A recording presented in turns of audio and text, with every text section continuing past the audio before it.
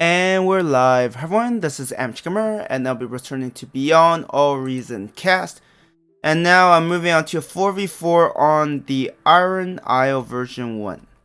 I have a feeling I know what this map is all about, but let's first introduce the teams. Anyways, for our left hand side we have Mustard as red, orange is Core, yellow is Larry Summers, pink is JT Landreth.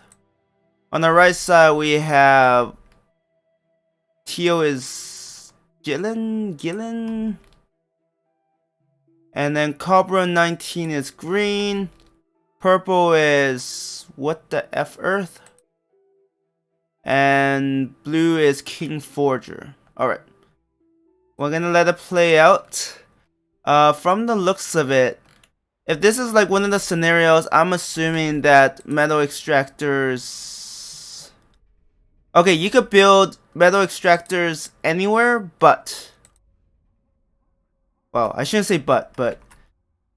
You can build metal extractors everywhere. They just don't... Like, unlike the scenario which gives you crazy amounts, this is still reasonable. So we are seeing... I'm surprised some are going for wind turbines. I guess it's just quick. Get them down.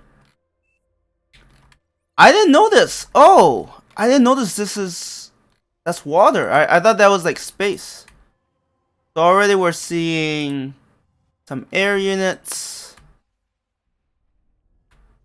Though I could... Okay, the fact that...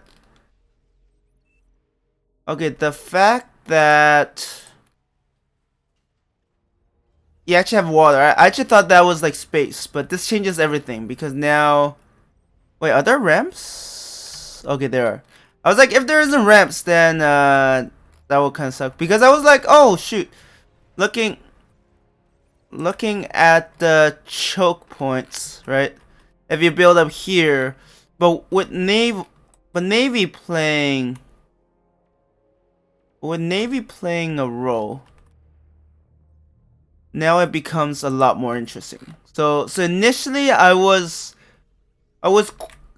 questioning about the design of this map, but you know what? It's pretty cool. Okay, so you can build metal extractors everywhere. So metal is usually not an issue. So we do see some... I'm surprised they came out with a skater. Tech 1 constructor. The constructor ship is not gonna like that very much.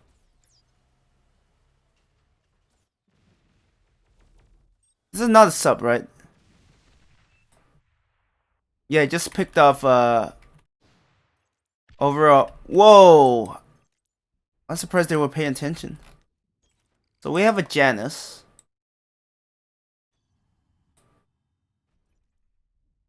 Yeah, with metal extractors everywhere, it's gonna be rather interesting to see how combat will take place. So we are seeing a bit of a naval battle up top. There's no sign of ships at the bottom here. We have a lot of ticks here. I guess they were just baiting out the shot and then pick it apart. They're getting some valuable information with that tick. Red seems pretty proficient at maneuvering those ticks.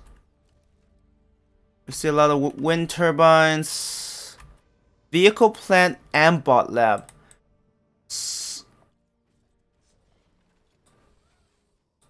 Yeah, I guess with this map, it's very possible to go for tier 2 pretty early on because you have a lot of metal.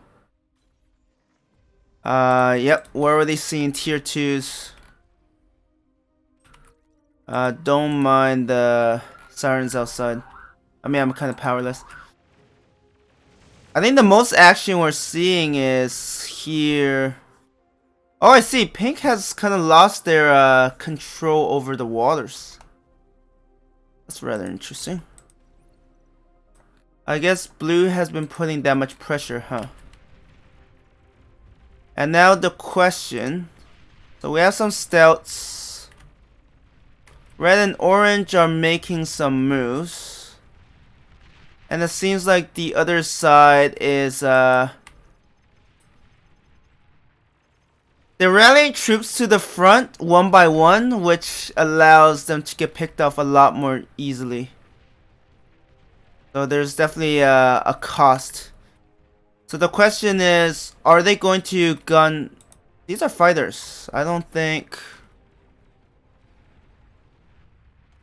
unless bombing runs are coming in. Yep.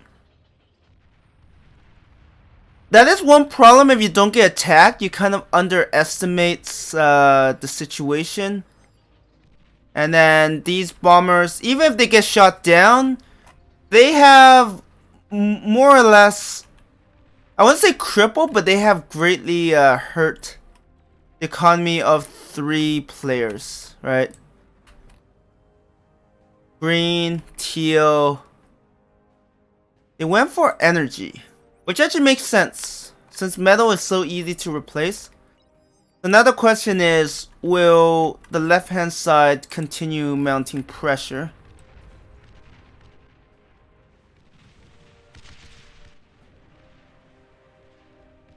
So we are seeing Blue's Navy basically have a lot of man, Pink has just lost all of this. So right now Blue is putting a lot of pressure on the left hand side. So for the left hand side, either they resolve it on land or things are gonna go very poorly. Yeah, that's a lot of wrecks. Did they go for... Nope, they still only have a tier 1. Oh, you can build metal extractors everywhere too in the water? Interesting.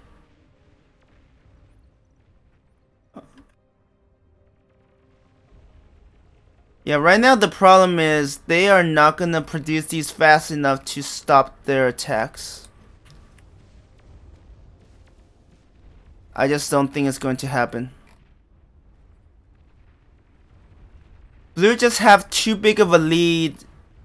And with all of... Wait, can they hit? Yeah. With them so close to the edge, they're gonna be able to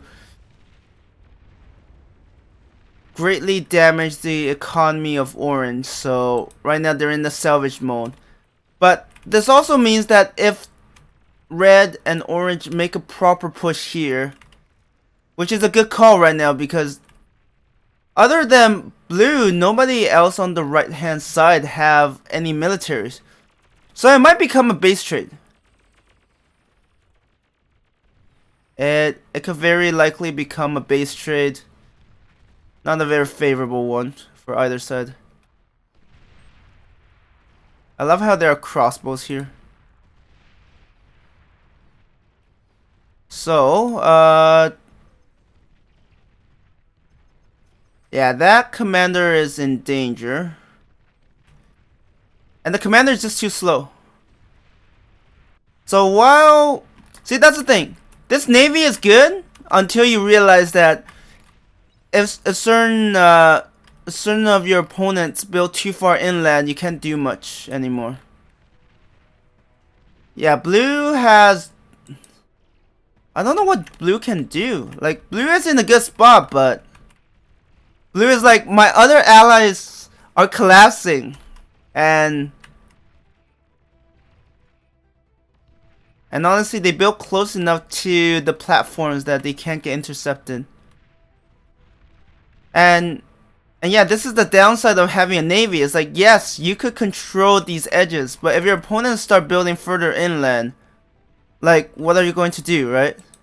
Like currently, pink and yellow are, you know, they're in a bad state, but they're not out of it.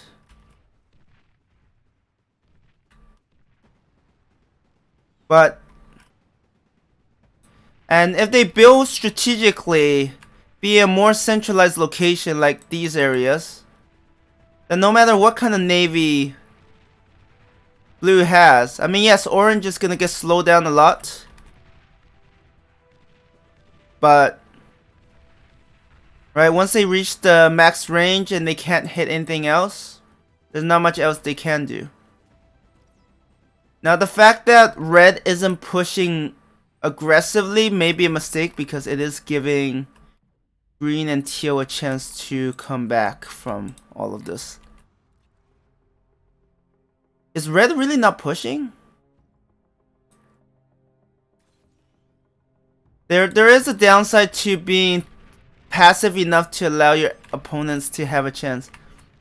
So right now these are threatened. So blue could really shut things down. Like, the left hand side don't have a choice. Their current situation makes it so that they have to be aggressive. Oh, that's going down. Yep.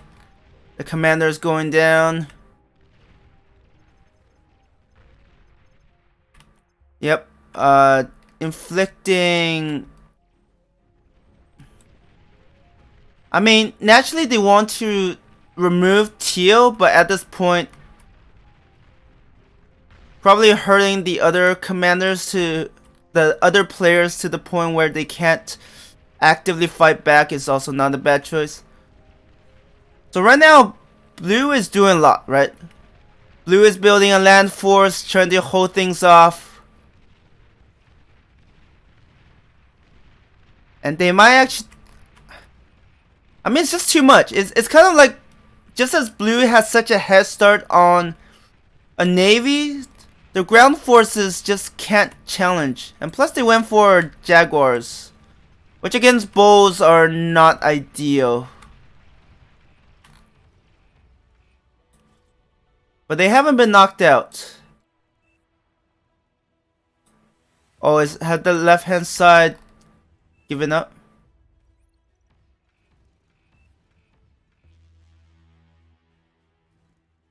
I mean, yeah, the fact that blue really crippled the left hand side. I mean, they did a good job, like, containing all of them.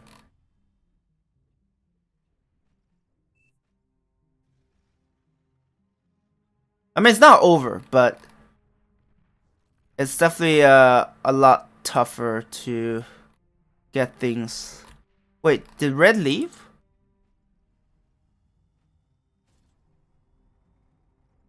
Did red leave? Was red essentially just banging? Like...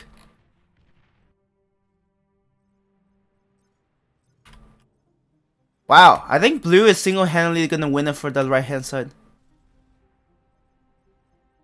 I'm assuming red is like all of my... Yeah, red might have left.